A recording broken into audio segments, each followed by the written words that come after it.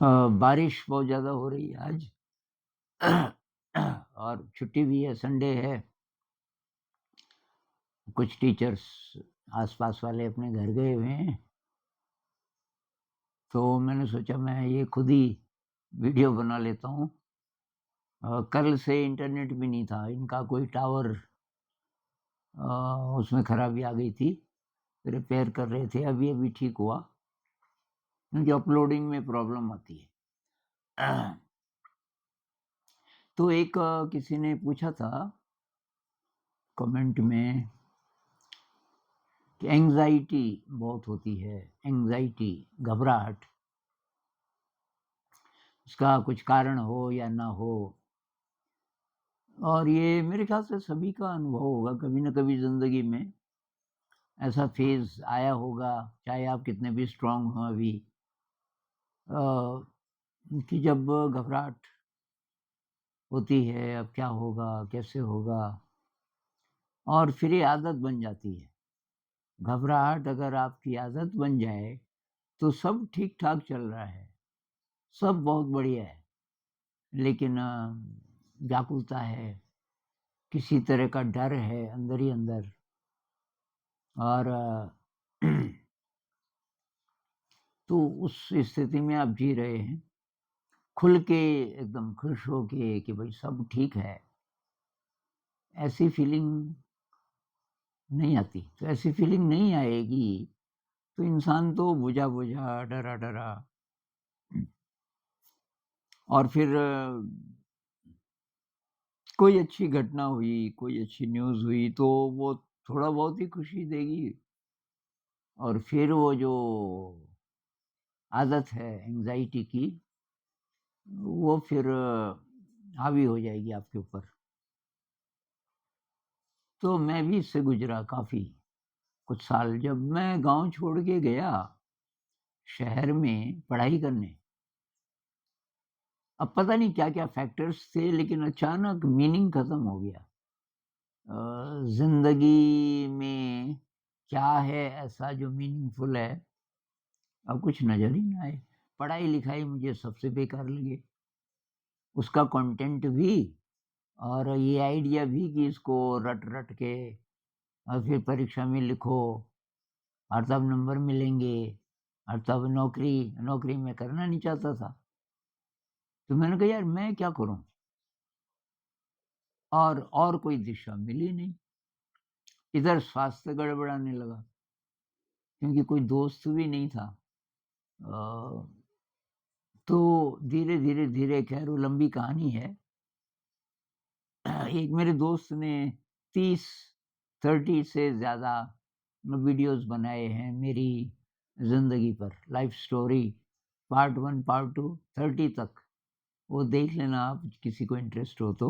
उसमें मैंने ये इस फ़ेज़ का ज़िक्र किया है। और एक और रिसेंटली मतलब 20-25 दिन पहले, dark night of the soul, ये टाइटल है उसका, किसी ने पूछा था। तो तब मैंने फिर उस फ़ेज़ के बारे में बात की, और कैसे तब उसमें से मैं बाहर निकला। बल्कि वो अच्छा रहा, क्योंकि dark night of the soul मतलब आप एकदम गड्ढे में चले गए, और क्योंकि गड्ढे में गए, तो वहाँ से फिर आपको कुछ नई दिशा मिली। और मुझे जो नई दिशा मिली, वो एक तरीके से स्पिरिचुअल डायरेक्शन था, जो खो गया था। जब तक मैं कक्षा 8 में था, मेरा विश्वास था, बहुत ज़्यादा विश्वास था, और उसके जो भी प्रतीक थे गाँव में, ये देवी-देवता जिनकी पूजा जिस-जिस रूप में करते थे, वही मैं भी मानता था। फिर मैं 9th-10th में गया, तो साइंस का साइंटिफिक जो इंक्वायरी है, वो बहुत ज़्यादा हो गई लॉजिकल, कि कहाँ है? ये सारी जो सुपर पावर्स हैं, ये हैं तो कहाँ हैं? तो लगभग नास्तिक बन गया, और उसी बीच फिर ये मीनिंग खत्म हो गया हर चीज़ का। अब मैं नौकरी नहीं करना चाहता था, मैं शादी नहीं करना चाहता था। ये बात पता नहीं कैसे क्योंकि मैं तो इकोनॉमिकली कह सकते हैं कि काफ़ी गरीब बैकग्राउंड का था। तो ऐसे बच्चे उनका तो ड्रीम होता है ज़्यादातर का कि भई पैसे कमाएँगे। मेरा पैसे के प्रति मोह रहा ही कभी भी नहीं। चीज़ों के प्रति रहा, कुछ-कुछ चीज़ें चाहिए, मिठाई खाने की इच्छा हो रही, अब मिठाई खरीदनी है तो पैसा चाहिए। लेकिन अपने आप में पैसा बिल्कुल नहीं। नौकरी मैंने कहा क्यों करनी किसी की नौकरी? अब पता नहीं क्या करना पड़ जाएगा। ये बैठे रहो वहाँ कुर्सी पे कई-कई घंटे। मैंने कहा मैं नहीं करूँगा कोई नौकरी-नाकरी। और ये मुझे डाउट आता ही नहीं था कि फिर मैं क्या करूँगा? मतलब ज़िंदगी कैसे जीऊँगा, रोटी, कपड़ा, मकान, कभी नहीं, कभी नहीं। ये प्रॉब्लम तो थी ही नहीं, ये तो जैसे है ही पहले से। शादी मैं करना नहीं चाहता था। किसी दोस्त की इच्छा होती थी और किसी योगी ने की। जब अध्यात्म वाली लाइन मुझे ठीक से मिली भी नहीं थी, तब भी ये जो शारीरिक संबंध है, मैंने कहा ये तो जानवरों वाला है। इसके लिए शादी की क्या ज़रूरत है? और एक तरीके से ये व्यभिचार है, एक-दूसरे के शरीर का उपयोग करना, अपनी वासना की पूर्ति के लिए, ये मनुष्य को शोभा नहीं देता। ये मेरा 14-15 साल से हो सकता है और पहले से रहा हो। तो मैंने कहा ये शादी-शुदी तो परिवार मैंने कहा मुझे नहीं चाहिए।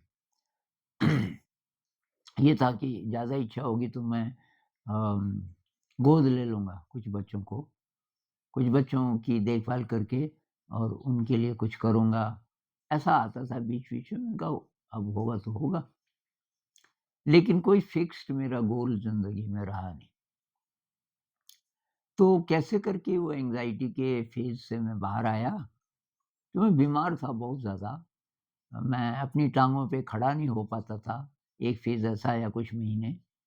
मेरी देखभाल करता था मेरे से 2-3 साल छोटा एक लड़का। मैं था 19-20 साल का, वो रहा होगा 15-16 साल का।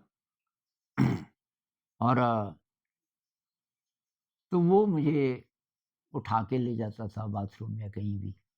उस दिन रात को खिड़की से मेरी नज़र पड़ी तारों पे। एकदम अंधेरी रात थी, गर्मियों का मौसम था और तारे। अचानक मुझे कुछ हुआ। मैंने कहा यार मेरी खाट तो बाहर लगा दे। तो एक हल्की-सी खाट थी कोई अ, मैंने कहा बरामदे में वो खाट रखी है ना, उसको लगा दे यार एकदम बाहर। और तो अब वो उसने कहा कि अब अभी ये लेटे हैं, फिर थोड़ी देर में बोलेंगे कि ठंड लग रही है, मुझे उठाएँगे, ये मुझे अंदर ले जा। नहीं, नहीं कि अंकल जी बोलता था, मैं यहीं सो जाओ। मैंने कहा, "नो यार प्लीज़।" ख़ैर वो बाहर ले गया मुझे और मैं देखता रहा और जितनी साइंस मेरे को पता थी, वो दिमाग में घूम रही थी कि पृथ्वी सूरज का चक्कर लगाती है। अब मैंने कहा, "ये मेरा अनुभव तो नहीं है, पर चलो मान लेते हैं। विज्ञान वाले बोल रहे हैं, सूरज पृथ्वी को खींच रहा है, पृथ्वी सूरज को खींच रही है और ये खिंचाव इतना बैलेंस्ड है कि करोड़ों-करोड़ों साल हो गए। ना तो सूरज का ज़ोर ज़रा कम होता, ऐसा होता तो पृथ्वी अंतरिक्ष में छिटक के खत्म हो जाती, जल जाती बहुत जल्दी। ना सूरज का ज़ोर ज़रा ज़्यादा होता तो पृथ्वी सूरज में गिर जाती। फिर ये बाकी जो हैं गैलेक्सीज़ हैं कितनी-कितनी उस ज़माने में नहीं बोलते थे हज़ारों गैलेक्सीज़। वो कहते थे कि और भी हैं, ये मिल्की वे गैलेक्सी है और भी है। कहीं एंड्रोमेडा गैलेक्सी एक आध 1-2 नाम और बाकी ये अब जो बोल रहे हैं कि बिलियंस ऑफ गैलेक्सीज़ हैं। ये तो अब नए टेलीस्कोप आए ना जब। तो मैंने कहा ये इतना बैलेंस्ड कैसे है? सब चीज़ें इतनी संतुलित कैसे हैं? कुछ है, कोई शक्ति है। और फिर इस तंत्र को कौन चला रहा है? अब हमारी इच्छाएँ होती हैं, मैं स्वस्थ रहूँ, मैं बीमार ना रहूँ, ये ना हो, वो ना हो। लेकिन क्या पता कोई बड़ा डिज़ाइन है ज़िंदगी का जिसमें ऐसा ही होना है। ये इतना क्लियर तो समय नहीं था पर एक नए प्रकार का, नए सिरे से एक फ़ेथ पैदा हुआ कि कोई बड़ी शक्ति है, कोई विराट शक्ति है जो सबको चला रही है, और तो मैं तो इसी का हिस्सा हूँ, मैं ब्रह्मांड से अलग तो नहीं हूँ, तो वो शक्ति मेरे को भी चला रही होगी, तो चिंता क्यों कर रहा है, सब ठीक हो जाएगा। तो उसके बाद फिर भी अप डाउन चलता रहा, लेकिन फेथ यार बहुत ज़रूरी है। फेथ नहीं है जिनकी ज़िंदगी में किसी बड़ी शक्ति पर विश्वास। अब बहुत लोग इस बारे में झगड़ा करते हैं कि ये तो अंधविश्वास है। भाई तुम्हारे जो अभी जो विश्वास हैं, वो अंधविश्वास नहीं है क्या? आपने मान लिया ना। भाई कोई आपको बोले कि पृथ्वी खोखली है, मान लीजिए, साइंटिस्ट बोलते हैं अभी पृथ्वी खोखली है, और ये जो हम पहले बोलते थे कि कोर है और ये है और वो है, मेंटल है, ये ऐसा नहीं है। तो आप मानोगे कि नहीं मानोगे? अब आप कहते हो क्योंकि साइंस बोल रही है तो मानेंगे, पर पहले तो कुछ और बोल रही थी साइंस। अभी साइंटिस्ट बोलने लग गए कि there may be living civilisations up in the space. पृथ्वी पे जैसे जीवधारी हैं, मनुष्य जैसे इवॉल्व्ड, कोई बैक्टीरिया वैक्टीरिया नहीं की बात नहीं कर रहे, ऐसी सभ्यताएं और भी हो सकती हैं स्पेस में। बोलने लग गए काफी सारे वैज्ञानिक कि भाई बिलियंस ऑफ गैलेक्सीज हैं, उसमें से एक गैलेक्सी मिल्की वे गैलेक्सी है, और उसमें भी बिलियंस ऑफ सोलर सिस्टम्स हैं। उनमें से एक हमारा सूरज है, उसका सोलर सिस्टम है, उसमें ही पृथ्वी है, और आप बोल रहे हो बस यही यही हो सकता है जीवन, किस आधार पे? ये बोलो ना, हमें पता नहीं है। वैज्ञानिक अगर ऑनेस्ट होते तो उनको ये बोलना चाहिए था कि भाई हमें पता नहीं है, वी डोंट नो। क्या पुनर्जन्म होता है? भाई पता नहीं। नहीं होता, ये आपको कहाँ से पता चला? क्या टेलीपैथी होती है? अभी लोग बोलते हैं there is no scientific proof. अरे प्रूफ कहाँ से आएगा? तुम्हारे पास है ही नहीं मशीन है। अभी हमारे विज्ञान के पास जितनी भी मशीनें हैं, उनकी लिमिटेशन है। वो केवल मटेरियल फिनोमेना के साथ काम कर सकती हैं। जहाँ से मटेरियल खत्म होता है और केवल एनर्जी की बात होती है, और मटेरियल एनर्जी की बात नहीं मैं कर रहा, कुछ और प्रकार की एनर्जी, जैसे प्रार्थना की एनर्जी, प्रेयर की, जैसे यही है, टेलीपैथी है, रिमोट व्यूइंग है, ये और प्रकार की कोई एनर्जी है जो काम करती है। इसके लिए यंत्र नहीं है, यही उनको बोलना चाहिए कि भाई हमारे पास जितने यंत्र हैं उनकी मदद से हम अभी नहीं पता कर पाए, बट हु नोस, हो सकता है। तो वो कहते हैं कि नहीं। और मेरे लिए बहुत कमेंट भी आते हैं कि कोई साइंटिफिक प्रूफ नहीं है। आप एनडी बोलते हो, नियर डेथ एक्सपीरियंस, कोई साइंटिफिक, इसका तो है साइंटिफिक प्रूफ, पढ़ना नहीं चाहते। क्यों कहते हैं हमारे गुरुजी बोलते हैं? अरे गुरुजी को बोलने दो यार। अब वो गुरुजी ने जो जो बोला वही सत्य हो जरूरी थोड़ी है। आपका भी तो अपना दिमाग है, अपना विवेक है, आप पता करो, थोड़ा स्टडी करो ना, अब तो इंटरनेट है।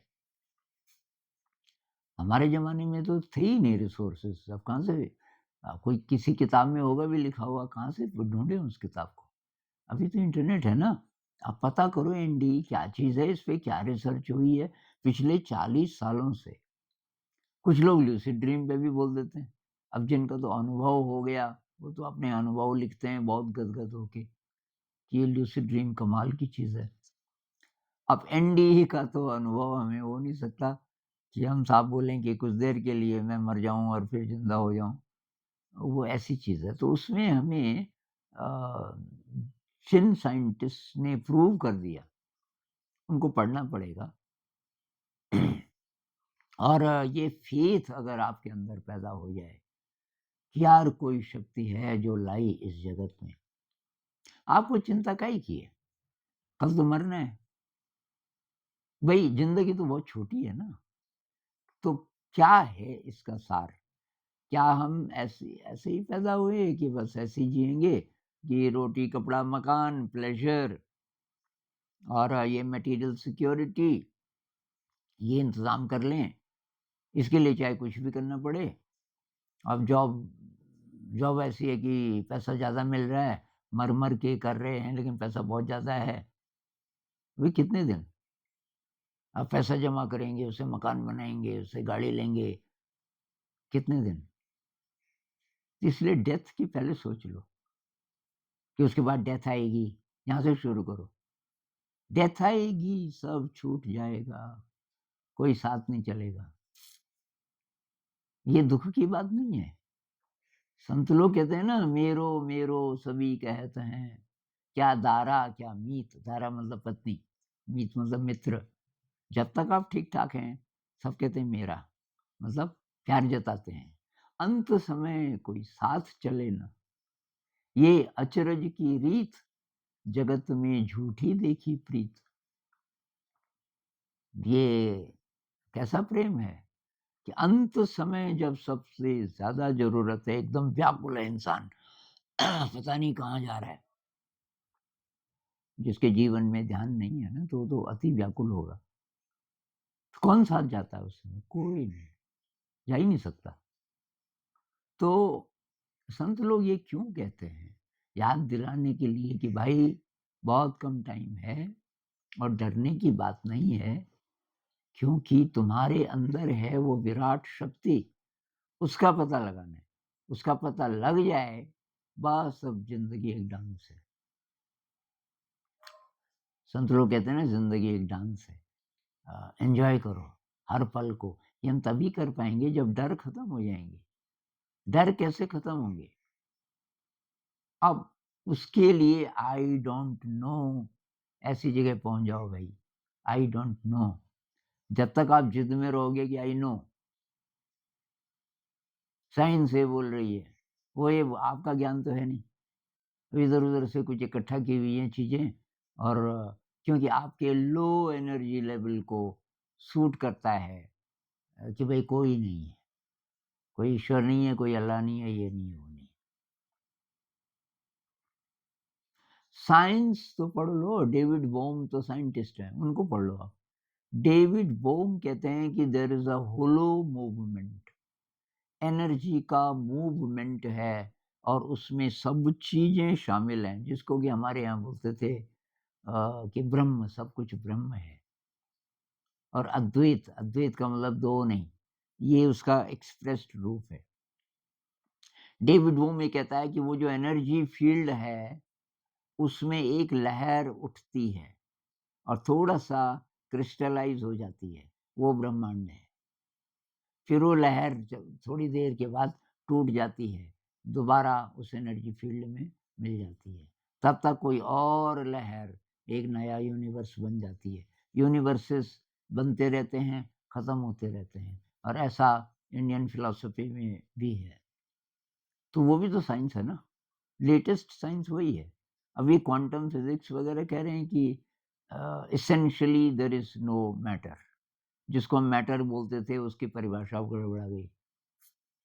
तो शायद एनर्जी है, कोई एनर्जी फ़ील्ड है जो बाद में मैटर बनता है, और उसी को कॉन्शियसनेस या चेतना, पहले से हमारे यहाँ बोलते रहे हैं कि उसी को ब्रह्म भी बोलते हैं, कि कोई चेतना है, कॉन्शियसनेस का फ़ील्ड है। वो कॉन्शियसनेस ज़िंदगी में, लाइफ़ में, फ़ॉर्म्स में, टाइम और स्पेस में अ, एक्सप्रेस करती है। तो एनर्जी फ़ील्ड अपने आप तो फ्री है, it is free from time and space. लेकिन वो टाइम और स्पेस को मैनिफेस्ट करता है, उसे गाइड करता है और उससे अलग नहीं है। जिस तरीके से कोई लहर थोड़ी सॉलिड हो जाए, है अभी भी लहर ही, उसी से तो बना। तो कैसे भी करके अगर आपका फ़ेथ वापस आ जाए तो एंग्ज़ायटी खत्म होने लगेगी। तो ख़ैर थोड़ा प्रैक्टिकल बात करते हैं कि कहाँ से शुरू करें? भई मेडिटेशन करो। आपका विश्वास हो या ना हो, विश्वास तो तब होता है ना जब अनुभव हो जाए। भई आपको साइकिल चलानी नहीं आती, मैं बोलूँ यार बहुत मज़ा आता है, साइकिल चलाने में बहुत मज़ा आता है। अब आप कहोगे नहीं, बेकार की बात है, कहाँ मज़ा आता है? डर ही डर है उसमें, एक्सीडेंट हो सकता है। अरे भई सीख तो ले पहले। और साइकिल चलाना आप जब सीखने लगते हैं और उसका जब मज़ा लेने लगते हैं, तब आप भी बोलते हैं हाँ यार बात तो सही है। ऐसे ही ये सब चीज़ें हैं। जितनी चीज़ें इस चैनल में हम बोल रहे हैं ना, प्रैक्टिकल करने की ज़रूरत है। मेडिटेशन, पढ़ के नहीं। कई लोग बोलते हैं कि जी मैंने इसके बारे में बहुत कई साल से पढ़ा। अरे काहे के लिए पढ़ा? पहले प्रैक्टिकल तो कर। पढ़ी तब उसके बाद में थोड़ा बहुत पढ़ भी लेना या नहीं भी पढ़ो, असली चीज़ है प्रैक्टिकल। मेडिटेशन करो, ब्रह्मचर्य का पालन करो। इसमें भी कई लोग एग्री नहीं करते कि साइंस, अरे भाई साइंस के पास नहीं है टूल्स। ये मानना पड़ेगा, ये साइंस की मैं बेइज्जती नहीं कर रहा। साइंस ने हमें बहुत कुछ दिया and we should be grateful. लेकिन भई जहाँ तक साइंस जा सकती है, उसके आगे जहाँ से एनर्जी फ़ील्ड्स की हम बात करने लग जाते हैं, और मटेरियल एनर्जी फ़ील्ड नहीं, इलेक्ट्रोमैग्नेटिक तरंगें वग़ैरह ये तो साइंस पता कर सकती है। लेकिन ये जो कह लो माइंड वेव्स कह लो, टेलीपैथी कह लो, जिस मीडियम से ये चीज़ें होती हैं, अगर उसको मीडियम कहा जा सके तो, नहीं पता साइंस को। तो आप क्या करो, आई डोंट नो से शुरू करो। भाई मुझे कुछ नहीं पता। ज़िंदगी क्या है? मृत्यु क्या है? पुनर्जन्म होता है कि नहीं? I don't know. तो मैं क्या करूँ? तो मैं ज़रा छोटी-छोटी चीज़ें कर लेता हूँ, देखते हैं क्या होता है। मेडिटेशन करो। अब मेडिटेशन के बारे में बहुत विज्ञान है अभी। आप ढूँढो, इस पे तो बहुत एक्सपेरिमेंट हो चुके हैं ना। पर अब आप बोलो जब तक मैं कन्विंस्ड नहीं हो जाता मैं ट्राई नहीं करूँगा। अरे पहले ट्राई करो, साथ-साथ चलो, थोड़ा ट्राई करो, कुछ आपको टेस्ट मिलना शुरू हुआ। यार ये क्या चीज़ है? अब बहुत जिज्ञासा है तो थोड़ा पढ़ लो उसके बारे में। तो मेडिटेशन, ब्रह्मचर्य का पालन करो भाई। बहुत, बहुत, बहुत महत्वपूर्ण है, क्योंकि बहुत सारी आपकी दिव्य शक्तियाँ क्षीण पड़ जाएँगी, अगर आप ब्रह्मचर्य का ध्यान नहीं रखोगे तो। नेचुरल फूड एक बहुत बड़ी समस्या है आजकल। ये केवल शहरों में नहीं है, गाँवों में भी है। यहाँ भी जो लोग बहुत रिमोट इलाके के लोग, अब शादी में चाउमीन बनना शुरू हो गया। शादी में ट्रेडिशनल डिशेज़ बनती थी, अब ये चाउमीन। और कोई सेलिब्रेट करना हो, कुछ करना हो तो भाई ये नूडल्स और ये और वो। बाज़ार की चीज़ें बहुत आने लग गई। ये चिप्स से लेकर के डिब्बे में बंद बहुत सारी चीज़ें हैं, अच्छा नहीं है। धीरे-धीरे ये भोजन को ना नेचुरल बनाओ, जो पहले से खाते आ रहे हैं, सब्ज़ी, रोटी, दाल-भात इत्यादि। और चटपटा खाना है तो थोड़ी पकौड़ी, पूरी वग़ैरह जो भी है। साउथ में साउथ का खाना खाते हैं तो ये इडली, डोसा, इडली बहुत बढ़िया चीज़ है। क्योंकि फर्मेंटेड भी है। कोई कह रहा था विटामिन बी 12, मैं तो शाकाहारी हूँ। भई फर्मेंटेड चीज़ों में विटामिन बी 12 होता है। तो आप इडली खाओ, आटे को रात को गूँध दो, सुबह तक वो फर्मेंट हो जाता है, हल्का खट्टापन, उसकी रोटी बनाओ, उसमें विटामिन बी 12 होता है इत्यादि। तो नेचुरल भोजन लो, विगरस एक्सरसाइज़ करो, बहुत ज़रूरी है, विगरस एक्सरसाइज़। और कुछ क्रिएटिव, संगीत सीख लो, सीख नहीं सकते तो क्लासिकल म्यूज़िक लगाओ फ़ास्ट।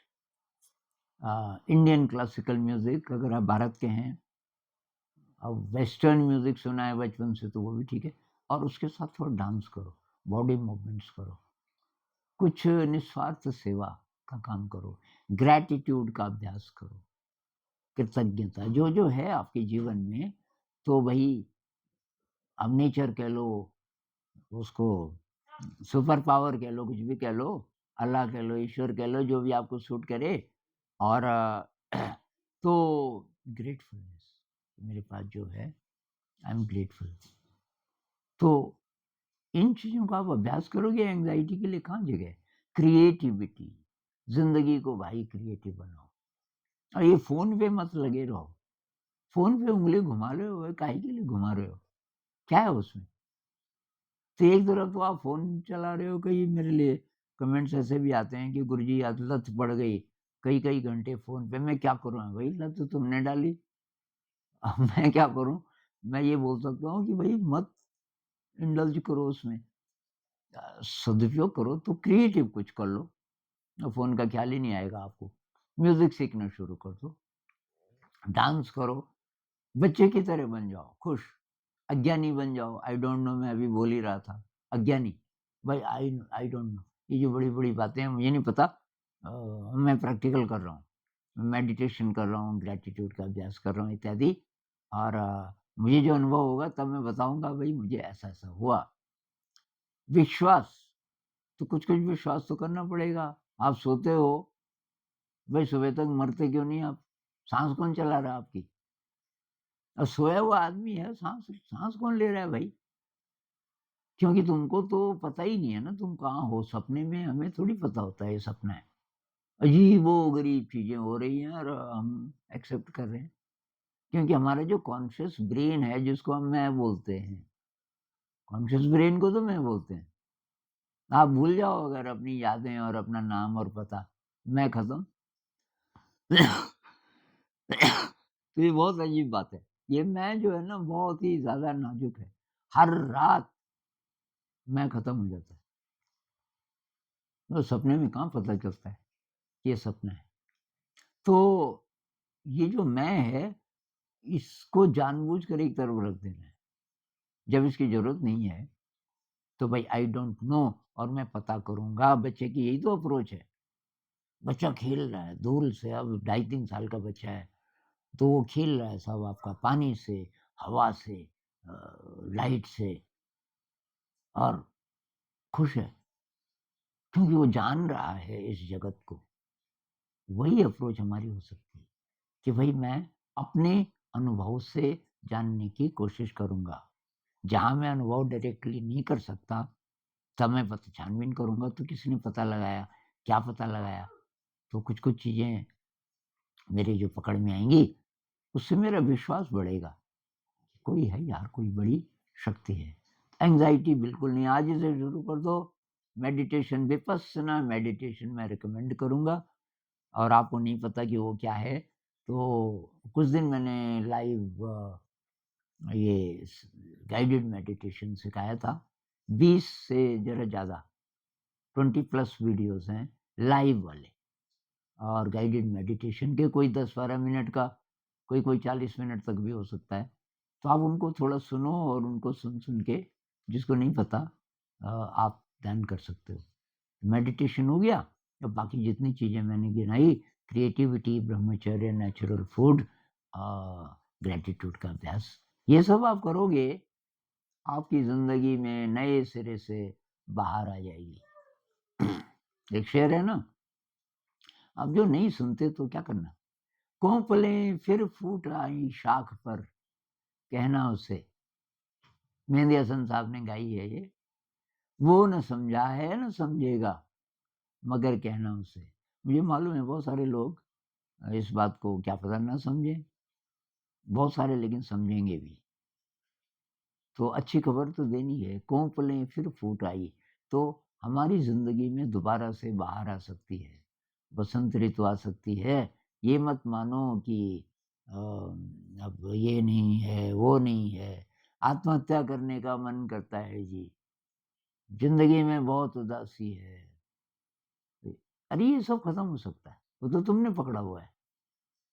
इसलिए मैं को खत्म करो, ये याद के कारण है। तुम बार याद करने लगते हो और अपने को फिर वही अ, उसी डेफ़िनिशन में बाँध देते हो। कौन-सी डेफ़िनिशन? कि मैं उदास हूँ, मैं डिप्राइव्ड हूँ, मेरी ज़िंदगी में कोई रस नहीं है, ज़िंदगी में रस होता ही नहीं है, मुझे कोई सँभालने वाला नहीं है, कोई सुपर पावर नहीं है। ऐसे-ऐसे विचार पकड़ के रखे हैं जो आपको जीने नहीं देंगे मज़े से। तो आई डोंट नो और सच्ची बात भी है, आपको पता थोड़ी है, मान लिया आपने।